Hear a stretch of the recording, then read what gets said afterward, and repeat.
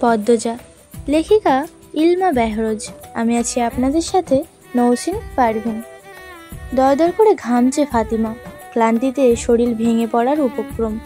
কপালের বিন্দু বিন্দু ঘাম হাতের তালু দিয়ে মুছে শীর্ণ পায়ে হেঁটে একটা চেয়ার টেনে বসতেই তার হাত থেকে লাঠি পড়ে মেঝেতে মৃদু শব্দ তুলল। লাঠি তোলার আগ্রহ কিংবা শক্তি কোনোটাই পেল না সে। চেয়ারে ভার ছেড়ে দিয়ে চোখ বুঝল। ফাতিমার অত্যন্ত দক্ষ হাত, শক্তিশালী বাহু, পুরুষের মতোই উচ্চতা তার। জিজ্ঞাসাবাদের দায়িত্ব পালনে সে শতভাগ সফল। আসামির মুখ থেকে কথা বের করতে, যে কোনো কিছু করতে বদ্ধপরিকর সে। বড় বড় রাঘব বোয়ালও তার সামনে টিকতে পারে না। অপরাধীরা তার হাত থেকে বাঁচার জন্য ভেতরের সব কথা উগড়ে দেয়নি এমন ঘটনা কখনোই ঘটেনি। অথচ আজ 5 দিন যাবৎ এক অল্পবয়সী মেয়ে তার হেফাজতে থাকা সত্ত্বেও মুখ দিয়ে টু শব্দটিও করেনি। শারীরিক মানসিক কোনো নির্যাতন বাকি রাখা হয়নি। তবুও তার আর্তনাদ কেউ শুনতে পায় না। যেন একটা পাথরকে লাগাতার পেটানো হচ্ছে, যার জীবন নেই, ব্যথা নেই, একটি জড়বস্তু মাত্র। এই পাথরের রক্ত ঝরে কিন্তু জবান খোলে না। ফাহিমা দীর্ঘশ্বাস ছেড়ে চাপা আক্রোশ নিয়ে মেয়েটিকে শাসালো। শেষবারের মতো বলছি, মুখ খোল। মেয়েটি তার থেকে 2 হাত দূরে চেয়ারে বাঁধা অবস্থায় ঝিমোচ্ছে। 1 মিনিট, 2 মিনিট করে 10 মিনিট পার হয়ে গেল, কিন্তু মেয়েটির থেকে কোনো জবাব এলো না। ফাতিমা হতাশ বোধ করছে। চারপাশে থমথমে নীরবতা। মেয়েটি কি নিঃশ্বাসও নেয় না? নীরবতা ভেঙে যায় বুকের ঠকঠক শব্দে। উপস্থিতি হয় ইন্সপেক্টর তুষারের। তাকে দেখেই ফাতিমা উঠে দাঁড়ায়, স্যালুট করে। তুষার পেশাদারি কণ্ঠে প্রশ্ন করে, কি অবস্থা? ফাতিমা নিজের ব্যর্থতা প্রকাশ করার সঙ্গে 4 দিনের বর্ণনা দেয় পুঙ্খানুপুঙ্খভাবে। তুষার বহুদর্শী চোখে মেয়েটিকে দেখল। তার চারপাশে ঘুরতে ঘুরতে ফাতিমাকে বলল, আপনি আসুন। রিমান্ডে আসামিকে বিভিন্ন নির্যাতনের মাধ্যমে জিজ্ঞাসাবাদ করার ব্যাপারটা ফাতিমার কাছে ভীষণ উপভোগ্য। কিন্তু এই প্রথম সে কোনো দায়িত্ব থেকে পালাতে যাচ্ছে। ফাতিমা হাঁপ ছেড়ে বেরিয়ে যায়। তুষার একটি চেয়ার টেনে মেয়েটির সম্মুখে বরাবর বসে। ঠান্ডা গলায় বলে, আজই আমাদের প্রথম দেখা। সামনের মানুষটা যেভাবে ছিল সেভাবেই রইল। কিছুই বলল না, তাকালোও না। তুষার বলল, মা বাবাকে মনে পড়ে? মা বাবা শব্দ দুটি যেন নিস্তব্ধ তীরে সমুদ্রের ঢেউ নিয়ে আসে। মেয়েটি নড়ে ওঠে, চোখ তুলে তাকায়। তার অপূর্ব গায়ের রং, ঘোলাটে চোখ, কাঁটা ঠোঁট থেকে রক্ত ঝরছে। চোখের চারপাশে গাঢ় কালো দাগ। এ নতুন নয়। মুখের এমন দশা রিমান্ডে আসা সব আসামেরই হয়। তুষার মুখের প্রকাশভঙ্গি আগের অবস্থায় রেখে পুনরায় প্রশ্ন করল, মা বাবাকে মনে পড়ে? মেয়েটি বাধ্যের মতো মাথা নাড়ায়, মনে পড়ে। তুষার কিছুটা ঝুঁকে এলো। মেয়েটির দৃষ্টি জুড়ে নীলচে যন্ত্রণা। তুষার তার হাতের বাঁধন খুলে দিয়ে নির্বিকার ভঙ্গিতে প্রশ্ন ছুড়ল, নাম কি? মেয়েটির নাম সহ খুঁটিনাটি সবই জানে তুষার, তবুও জিজ্ঞাসা করলো। তার মনে হচ্ছে অপরপক্ষ থেকে উত্তর আসবে। তার ধারণাকে সত্য প্রমাণ করতে ভারক্রান্ত কণ্ঠে মেয়েটি নিজের নাম উচ্চারণ করল, আমি পদ্মজা। পদ্মজা চৈতন্য হারিয়ে গেলে পরে তুষারের ওপর। তুষার দ্রুত তাকে বাহু ধরে আটকে ফেলল। উঁচু কণ্ঠে ফাতিমাকে ডাকলো, ফাতিমা, দ্রুত আসুন। 1989 সাল। সকাল সকাল রশিদ ঘটকের আগমনে হেমলতা বিরক্ত হন। তিনি বহুবার পই পই করে বলেছেন, পদ্মর বিয়ে আমি এখনই দেব না, পদ্মকে অনেক পড়াবো। তবুও রশিদউদ্দিন প্রতি সপ্তাহে নতুন নতুন প্রস্তাব নিয়ে আসে। হেমলতার কথা হচ্ছে, মেয়ের বয়স আর কতই হলো, মাত্র 16। শামসুল আলমের মেয়ের বিয়ে হয়েছে 24 বছর বয়সে। পদ্মর বিয়েও তখনই হবে, ওর পছন্দ মতো। হেমলতা রশিদকে দেখেও না দেখার ভান করে মুরগির খোয়ারের দরজা খুলে দিলেন। রশিদ একদলা থুতু উঠানে ফেলে হেমলতার উদ্দেশ্যে বলল, বুঝছো পদ্মর মা, এইবার যে পাত্র আনছি একেবারে খাঁটি হীরা। হেমলতা বিরক্ত ভরা কণ্ঠে জবাব দিলেন, আমি কি আমার মেয়ের জন্য আপনার কাছে পাত্র চেয়েছি? তবুও বারবার কেন এসে বিরক্ত করেন? রশিদউদ্দিন হার মানার লোক নয়। সে হেমলতাকে বোঝানোর চেষ্টা করলো, যুবতী মাইয়া ঘরে রাখা ভালো না, কখন কি হয়ে যাবে টের পাবে না। মেয়েটা তো আমাকেই বুঝতে দেন। রশিদউদ্দিন উপস্থিতিতে তিনি নিতে পারছেন না তা। রশিদউদ্দিনের উপস্থিতি যে তিনি নিতে পারছেন না তা স্পষ্ট। তবুও রশিদ নির্লজ্জের মতোই নানা কথায় তাকে প্রভাবিত করার চেষ্টা করলো, কিন্তু সুবিধা করতে পারল না। ব্যর্থ থমথমে মুখ নিয়ে বাড়ি থেকে বেরিয়ে গেল।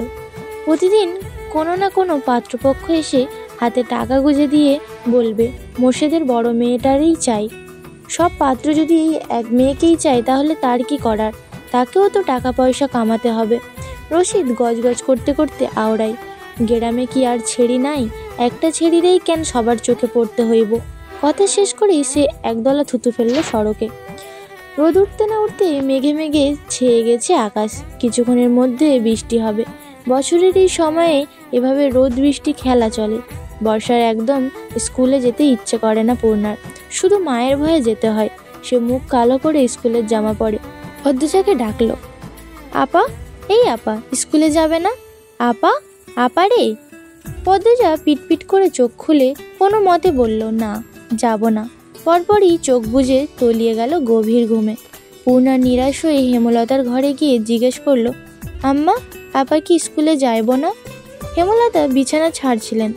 হাত থামিয়ে পূর্ণার দিকে কড়া চোখে তাকিয়ে বললেন, যাইব কি?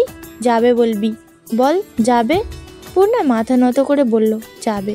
হেমলতা বললেন, তোদের পড়াশোনা করাচ্ছি, আঞ্চলিক ভাষার কথাই বলার জন্য নয়, বইয়ের ভাষায় কথা বলবি। পূর্ণা মাথা নত করে রেখেছে, তা দেখে হেমলতা সন্তুষ্ট হন। তার মেয়েগুলো মায়ের খুবই অনুগত। তিনি পুনরায় বিছানা ঝাড়তে ঝাড়তে বললেন, পদ্মর শরীর ভালো না, সারা রাত পেটে ব্যথা করেছে, কেঁদেছে, থাকুক, আজ ঘুমাক। পূর্ণার সদ্য পা দেওয়া কিশোরী মন চট করে বুঝে যায় পদ্মজা কিসের ব্যথায় কেঁদেছে। সে গত রাত নানার বাড়ি ছিল বলে জানতো না, ভোরেই চলে এসেছে। নানা বাড়ির কাছে হেঁটে যেতে 5 মিনিটও লাগে না। পূর্ণাকে চুপচাপ দাঁড়িয়ে থাকতে দেখে হেমলতা বললেন, তুই যা, মাথা নিচু করে যাবি, মাথা নিচু করে আসবি, কোনো অভিযোগ যেন না শুনি। আচ্ছা আম্মা। পূর্ণা ঘরে এসে আয়নার সামনে দাঁড়িয়ে নিজেকে খুঁটিয়ে খুঁটিয়ে দেখতে থাকে। সবাই বলে তার চুল নাকি খুব সুন্দর, কিন্তু সে নিজেকে পুরোটাই সুন্দর মনে করে। গায়ের রং কালো হতে পারে, তবে সে কখনোই সেজন্য নিজেকে অসুন্দর ভাবে না। পূর্ণার ইদানিং খুব সাজতে ইচ্ছে করে, কিন্তু হেমলতা সাজগোজ পছন্দ করে না। তাই সে সতর্ক দৃষ্টিতে মায়ের উপস্থিতি একবার দেখে নিল, আশপাশ নেই। পূর্ণা দ্রুত গত মাসে মেলা থেকে আনা লাল লিপস্টিক গাঢ় করে ঠোঁটে মাখলো। এখন হেমলতা দেখার আগে এক ছুটে বেরিয়ে যাবে। ঘড়ির কাঁটায় সকাল 10টা বাজলো, এখনও পদ্মজা ওঠেনি। হেমলতা শব্দহীন পায়ে মেয়েদের ঘরে প্রবেশ করেন। বিশাল বড় বিছানায় পদ্মজা 2 হাত ভাঁজ করে ঘুমাচ্ছে। জানালার পর্দা ভেদ করে আসা আলতো প্রবল রোদ্দুরে স্পর্শ পদ্মজার মসৃণ পাতলা ঠোঁট, ফর্সা ত্বক চিকচিক করছে। হেমলতা বিসমিল্লা বলে দ্রুত পদ্মজার গায়ে 3 বার ফু দিলেন। গুরুজনরা বলে মায়ের নজর ভালো না, এতে সন্তানের ক্ষতি হয়, তাই সঙ্গে সঙ্গে নজর কাটাতে বিসমিল্লা বলে ফু দিয়ে দিলেন। হেমলতার মায়া লাগছে পদ্মজার ঘুম ভাঙাতে, তবুও আদুরে গলায় ডাকলেন, পদ্ম, এই পদ্ম। পদ্মজা চোখ খুলে মাকে দেখে হুড়মুড়িয়ে উঠে বসে। যেদিন ঘুম থেকে উঠতে দেরি হয় সেদিনই তাকে হেমলতা ডেকে তোলেন। পদ্মজা অপরাধী কণ্ঠে প্রশ্ন করল, বেশি দেরি হয়ে গিয়েছে আম্মা? হেমলতা হেসে বললেন, না, মুখ ধুয়ে খেতে আয়। পদ্মজা দ্রুত কলপারে গিয়ে দাঁত মেজে মুখ ধুয়ে নিল।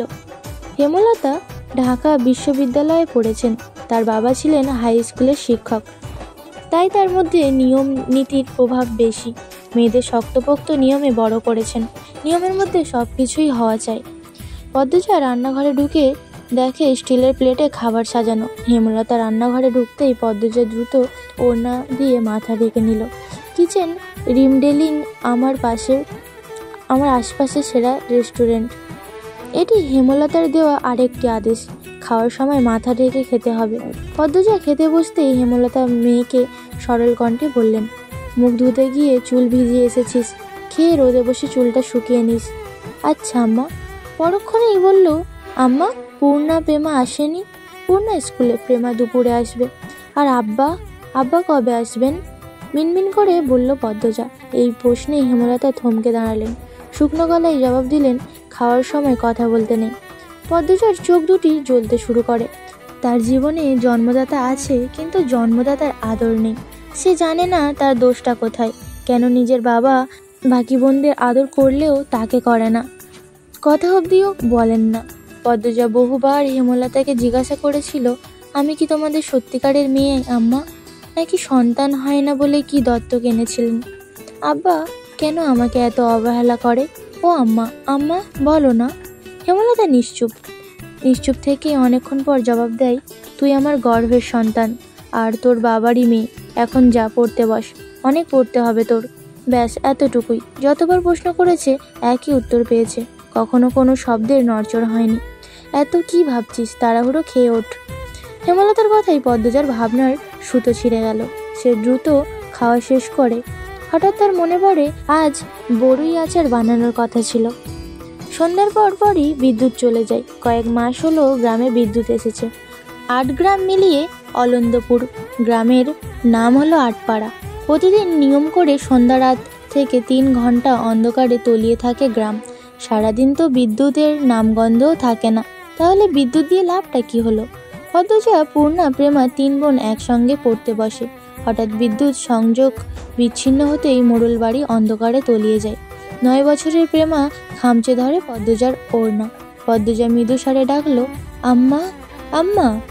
হেমলতা ভেতরের ঘর থেকে বললেন, টর্চ নিয়ে যা। হেমলতার ডাকে পদ্মজা উঠে দাঁড়ায়। প্রেমা অন্ধকার খুব ভয় পায়। বড় বোনের ওড়না ছেড়ে পূর্ণার হাত চেপে ধরে। টর্চ নিয়ে ঘরে ঢোকার মুহূর্তেই পদ্মজা গেট খোলার আওয়াজ পায়। উঁকি দিয়ে দেখে হানিফ এসেছে। লোকটা সম্পর্কে তার সৎ মামা। হানিফকে দেখেই সে দৌড়ে ঘরে ঢুকে পড়ে। হানিফ চেঁচিয়ে বলে, বুবু, বাড়ি অন্ধকার কেন? বাত্তি টাত্তি জ্বালাও। হানিফ নাকি? হেমলতা হারিকেন হাতে বারান্দায় এসে দাঁড়ান। হানিফ দাঁত বের করে হাসলো, বলল, আমি। আয় ভেতরে আয়। হানিফ বারান্দা পেরিয়ে বড় ঘরে ঢুকে বলল, তোমার ছেড়িগুলো কই? ঘরেই আছে, পড়াশোনা করে। এই অন্ধকারে পড়ে? অবাক হয়ে বলল হানিফ। হেমলতা কিছু বললেন না। হানিফ এই বাড়িতে আসলে কোনো কারণ ছাড়াই অস্বস্তি হয় তার। তিনি প্রসঙ্গ এড়াতে বললেন, ওদের খাওয়ার সময় হয়েছে, তুইও খেয়ে নে। এইখানেই খামু না, তোমার সরাইখানা তো যাইতে হইব। তার উচ্চারিত শেষ বাক্যের রসিকতা ছিল।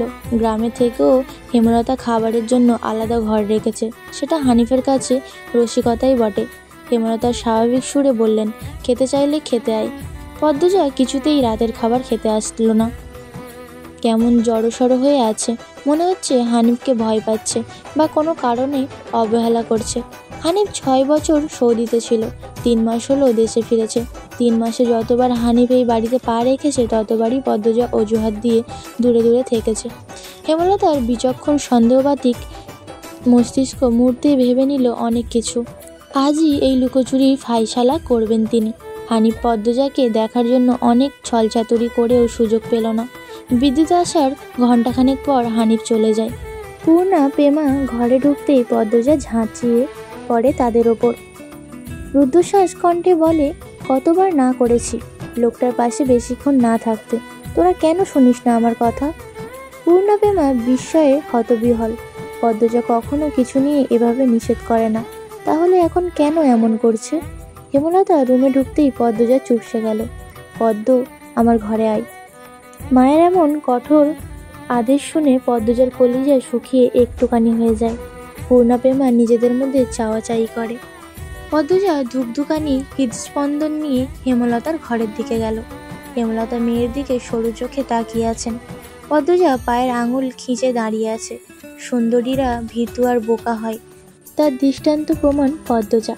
তাকে ছাড়া পদ্মজা কিভাবে চলবে? পদ্মজার সঙ্গে উঁচু কণ্ঠে কথা বলতে হেমলতার খুব মায়া হয়, কিন্তু আজ বলতেই হবে।